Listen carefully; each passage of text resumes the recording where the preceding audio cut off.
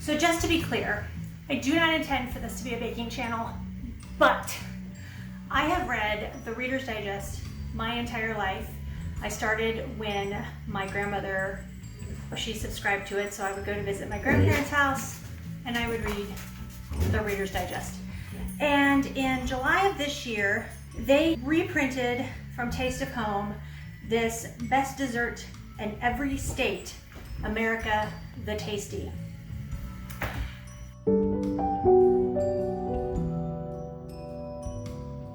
I've always wanted to be a person who baked. It's sort of one of those aspirational things.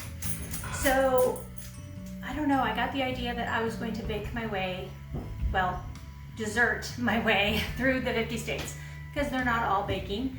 One state is Jell-O. I'll let you guess which one that is. You can put down in the comments if you know which state the best dessert in the state is Jell-O.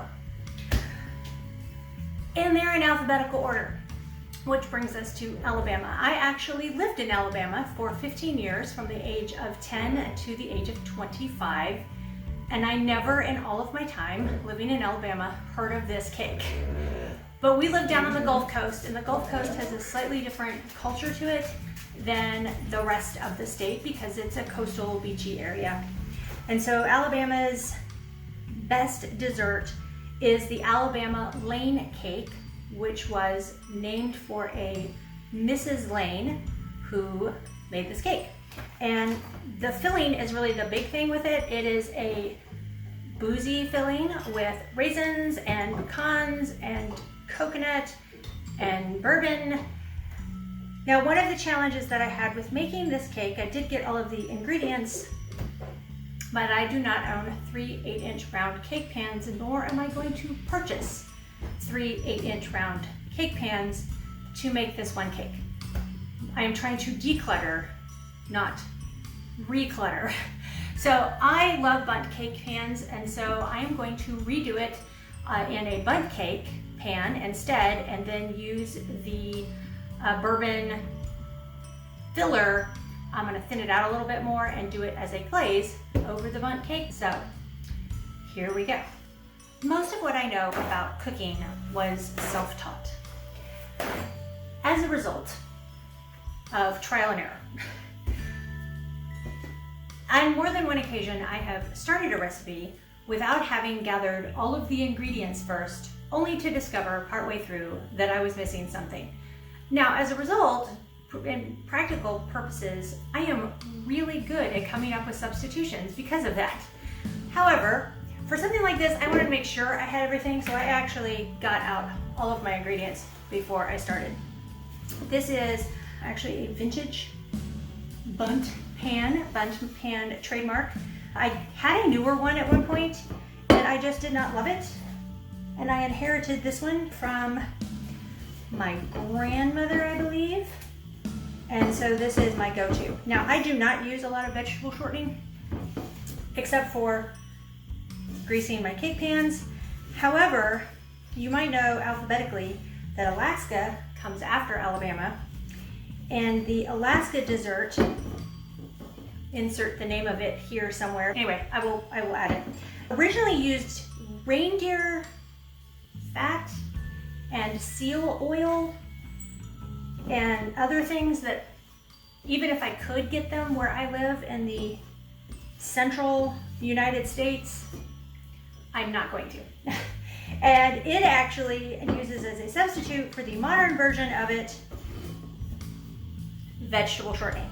Since that will be a prime ingredient for the dessert, I think I will probably buy a new tub of Crisco and not use the Great Value all vegetable that has had mini paper towel dipped in it in order to grease the inside of a pan.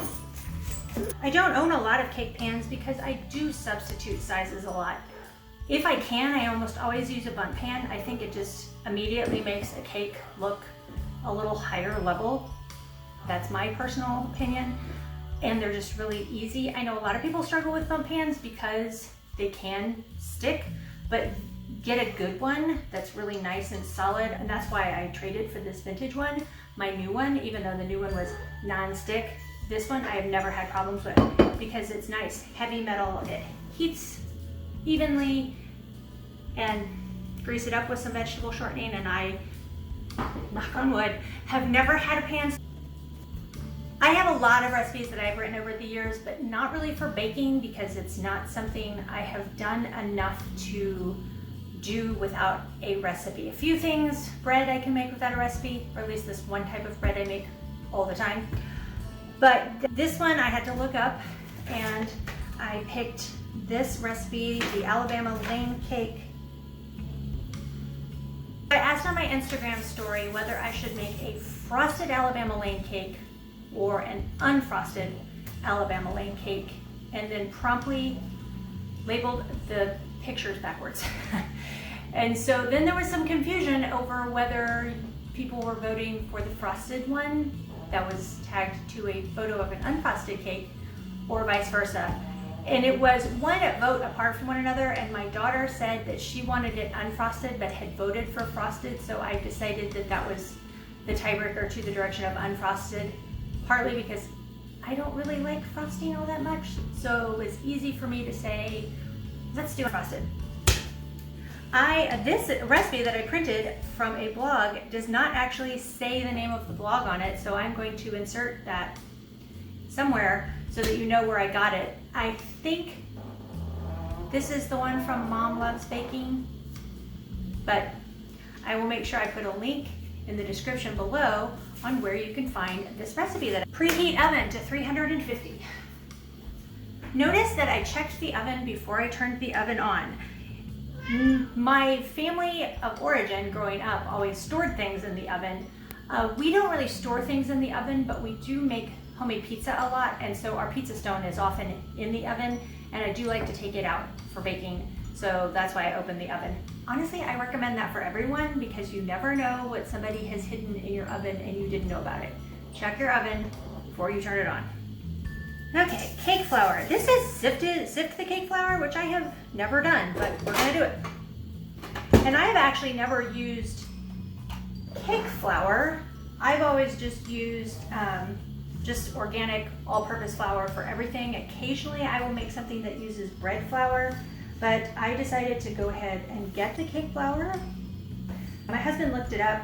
It was a finer grain with less protein. So, cake flour it is. I actually own an amazing vintage sifter, but I don't really use it anymore. I find on the rare occasion I actually sift flour when it calls for it, because most of the time I don't. I just use a fine mesh sieve and it works like a champ. It's a little bizarre having flour in a plastic bag, which is not super great for someone who tries to reduce the plastic use, but I have a feeling that some of that reduction of plastic use is going to go right out the window when it comes to these desserts.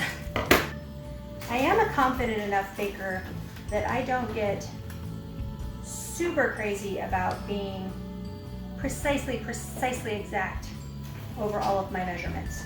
I do spoon flour. I don't scoop flour. If I'm using a volume recipe.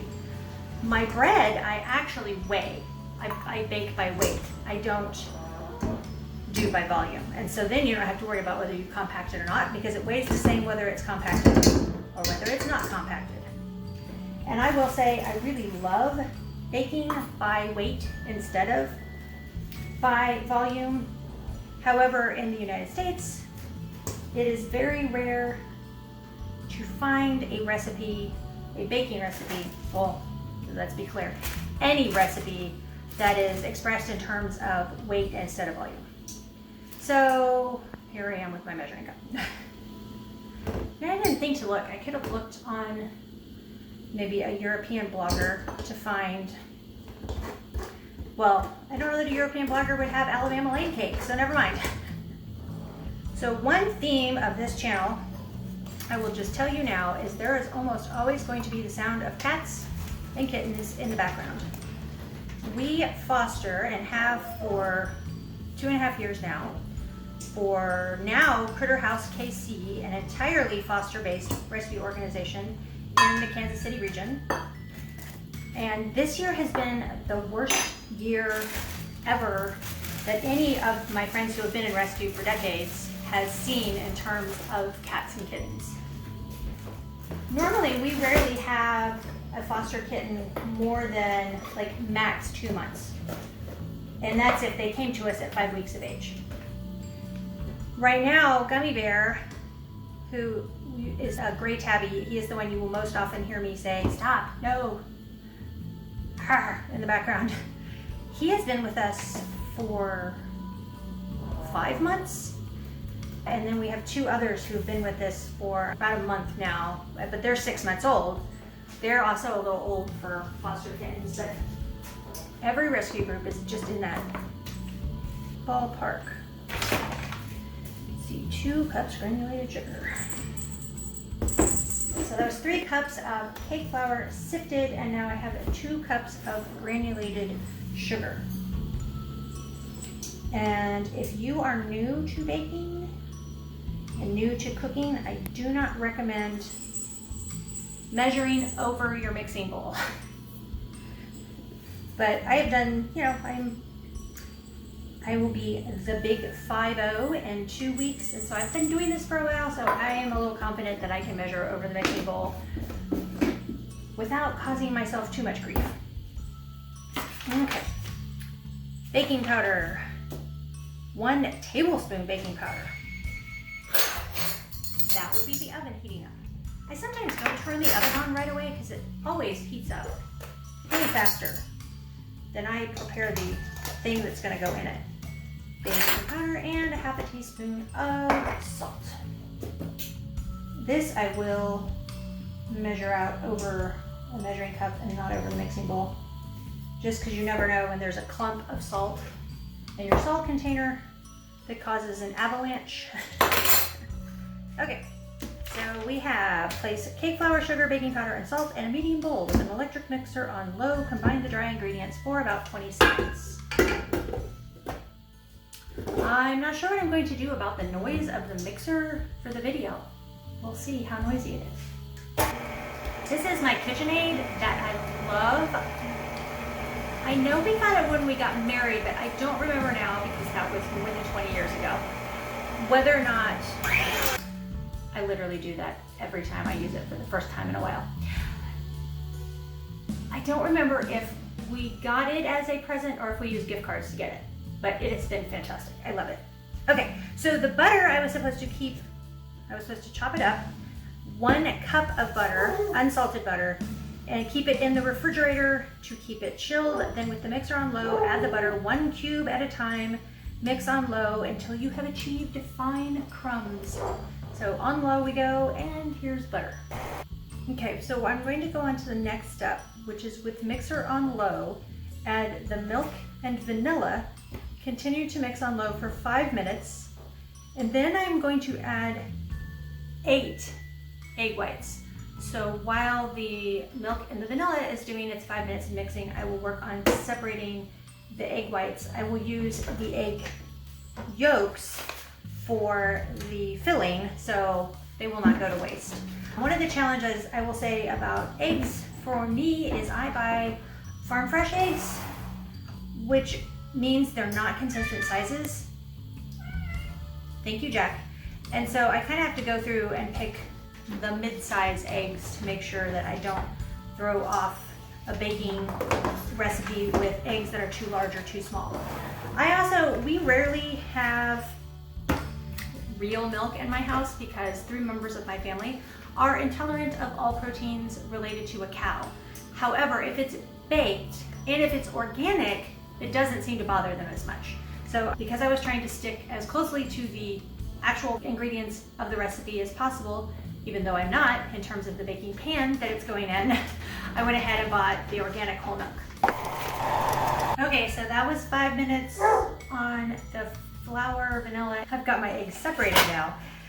Another thing, I said that with the farm fresh eggs, you have to be careful about size because they are not a consistent size. Another thing you do have to be careful with is making sure that they're not bad, because farm fresh eggs, I never, maybe have had 2 bad eggs in all the years I've been buying from the farmer I currently buy from, but you run the risk of having a bad egg.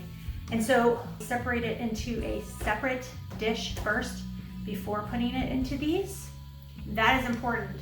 You want to crack each farm fresh egg into something different, like a custard cup or a ramekin, before you put it in whatever baking project you have or cooking project you have, because you don't want to have to throw the whole thing out if it was either a fertilized egg or a bad egg.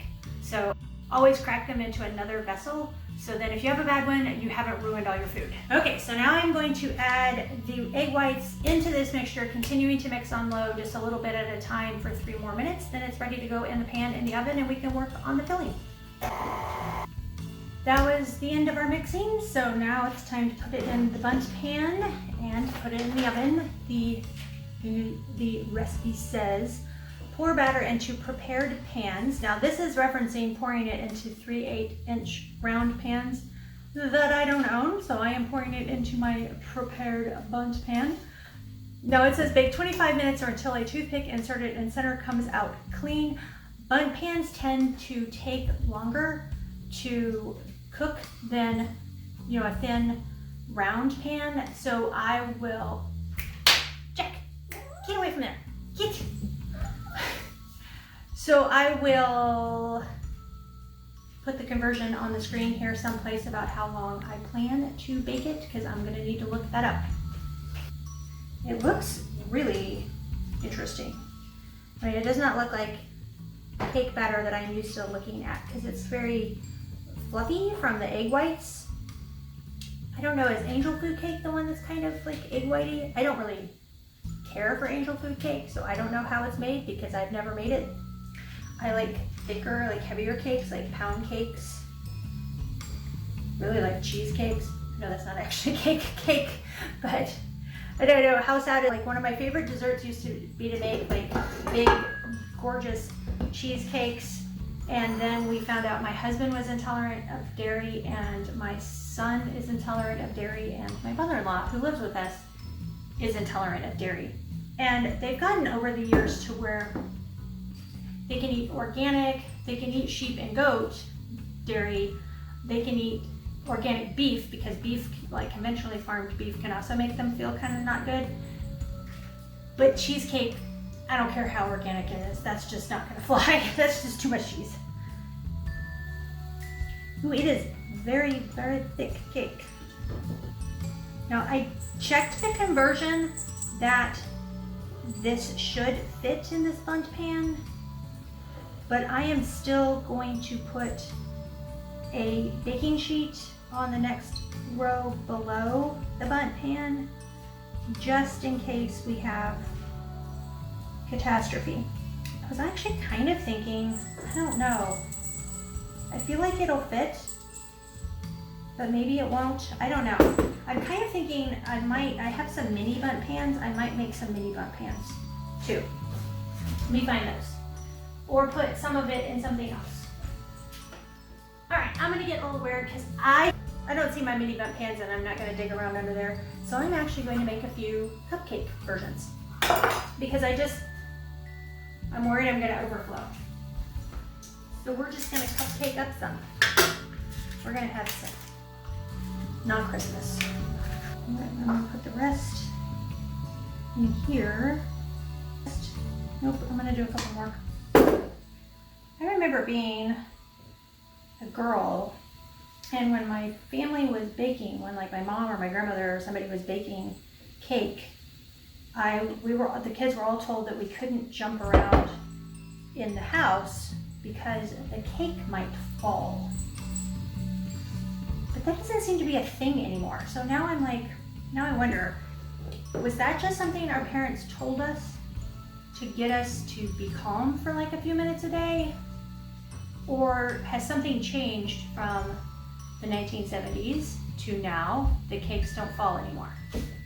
I don't know. If you know the answer to that question, please leave the answer in the comments below. All right, so I am going to out of frame myself a little bit for doing the topping here on the stove. Combine the 1 egg, so there's a whole egg, the egg yolks, or 8 egg yolks. I really hate recipes that have you waste egg yolks or egg whites. So I will usually, if I have egg yolks or egg whites left over, I will cook them and feed them to the pets. Okay, so egg, sugar, butter, and milk. So sugar on this one is 2 cups of granulated sugar, because there's a lot of sugar in this recipe. Let me tell you. Excuse me while I reach in front of the camera. It's just gonna happen here. I couldn't figure out a good way to do both here. To see my face and to show you what I was doing. So we're just gonna show you what I'm doing, because that is the point. Here, come on. Need to fill up my sugar canister. Okay, 2 cups of sugar, a 1/2 cup unsalted butter, and it was softened, and so it has been sitting out for a while. It's not super softened, but it'll be fine. I mean, it is soft. It's just not as softened as what I would normally call softened. Okay. And what was the last thing? Milk. 1/4 cup whole milk. So get my handy dandy 1/4 cup measure. Get the milk back out. Now here's the thing, when you are cooking eggs over heat, you have to do it slowly and you have to stir a lot, or you just wind up with scrambled eggs. Which, I don't know about you, but I do not want to frost my cake with scrambled eggs. That sounds pretty gross. So normally I would use one of my bamboo spatulas for this sort of thing, so I think I will. I think I'll use this. So we're gonna go over medium heat. By the way, this is a Vita Craft saucepan. I have quite a lot of Vita Craft. I inherited it from my grandmother. It is still made in the US. It's actually still made in the metro area where I live, and it is amazing. So if you are looking for cookware and want to support a local economy and find cookware that's still made in the US, look up Vita Craft. It is cookware that literally is inherited and handed down for generations. And it's, I think, like Cutco, which is what my knives are, again, inherited and handed down for generations. I do believe it is like guaranteed forever, which is another nice thing. You will pay more, but it is worth it. I love all of my Vita Craft. I love all of my Cutco. This is, wow, pretty interesting looking. I bet this is actually way more beautiful. This yellow is so gorgeous because these are farm fresh eggs, because I find the yellow yolks, the yolks in particular, are really different on farm fresh eggs than on store-bought eggs. All right, so let's see. We are going to stir constantly and bring to a boil over medium-high heat. Once it's boiling, we will continue stirring vigorously for 2 to 3 minutes, remove it from the heat, and cool it for 5 minutes before adding in all of the glorious, yummy pecans, and coconut, and raisins, and the all-important bourbon. So the Alabama Lane Cake is actually mentioned in Harper Lee's To Kill a Mockingbird, a version that is so boozy that Scout, the main protagonist of To Kill a Mockingbird, feels the effects of the booziness of the Alabama Lane Cake. And fun fact, To Kill a Mockingbird is my favorite book. All right, so here it is boiling and stirring constantly for 2 minutes, and then we will take it off the heat, let it set for 5 minutes, and add all of this super yum ingredients. It is a gorgeous color though. The timer just went off. The moment of truth. Dun dun. Ooh, that looks really nice. Really nice. Let's take him out of there. I don't know where I was going to have my daughter hold the camera. I don't know where she went. So We are one-handed taking the cake out of the oven. Okay, so toothpick inserted is supposed to be clean. So it looks pretty good. It looks amazing. It's very angel food cakey, isn't it? Interesting. Look, it's already coming away from the sides nicely. Ooh, very exciting, very exciting. So the instructions say to let cakes, because remember this was supposed to be 3 8-inch rounds, cool in the pans for 15 minutes. I normally cool a bundt cake 20-ish minutes because it needs time to fully sort of set and stabilize so the cake doesn't fall apart. If you try to take it out too soon, that's when your bundt cakes fall apart. But if you wait too long and then they completely cool, then they have cemented themselves in the cake pan. There's a nuance there. So we're going to give it 20 minutes and pop it out and see how it is. This has sat for 5 minutes. So now I'm going to add the remaining ingredients, and then it has to chill for an hour before using it. And the remaining ingredients are 1 teaspoon vanilla extract. Yeah, thought I had the half teaspoon there for a minute. 1 teaspoon vanilla extract. That is a new set. I don't use it very often, so I'm not used to it. A half a cup of bourbon. Stir that in before I add the remaining ingredients, which are 1 cup golden raisins, 2 cups chopped pecans, and 1 cup sweetened shredded coconut. Now I had unsweetened shredded coconut that I am using, and that I typically use anytime I use coconut. I rarely use the sweetened coconut, and I never had a problem with it. But I'm also don't have like a super sweet tooth, so if somebody really had a sweet tooth, they might notice. I went ahead and put those together in the bowls. I kind of feel like I want to do this in a couple batches because this is a very full saucepan. I think if I ever make this cake again, and let's just be clear, the chances are not good, I will use the bigger saucepan. Because I do have this saucepan in 3 sizes. This is the medium size, and I have a larger. Excuse me, there are no cats on the counter. Please adopt him. I'm sure you could teach him not to be on the counter. Don't notice that he gets on the counter. It's like, there's just like some action going on there. Like all the pecans and the coconut and the raisins. Whew, that looks really amazing. I think I may make this again. I might make this again for a different kind of cake, even if I don't make the laying cake part of it, except all of those egg yolks. Never mind. I might have to figure out a different way to do coconut. I've never made the German, the like coconut stuff that goes on German chocolate cake. I wonder if that uses egg yolks. I don't know. All right, so because the bundt cake takes a lot longer than the pans, it still has 15 more minutes. This has got to cool for an hour, so it'll be a bit before we come back together and finish up the cake. The last ingredient here is maraschino cherries to decorate the top of the cake. And of course we won't be filling the cake, we'll be kind of glazing the cake, which makes me think I'm going to have a lot of this left over because this is probably way more than I need to glaze a bundt cake and ice 8 cupcakes. So I may be making some other cake this week just to use up the leftover of this filling.